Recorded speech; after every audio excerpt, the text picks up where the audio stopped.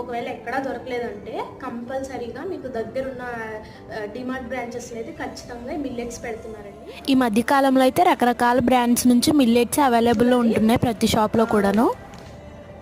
ఇవైతే ఊదలండి, ఊదలు కనిపిస్తుంది మీకు, ఊదలు. సో డీమార్ట్లో అయితే మనకి హెల్దీ చాయిస్ అనే బ్రాండ్ నుంచి అయితే ఎక్కువగా ఈ మిల్లెట్స్ అన్ని రకాలు దొరుకుతాయండి.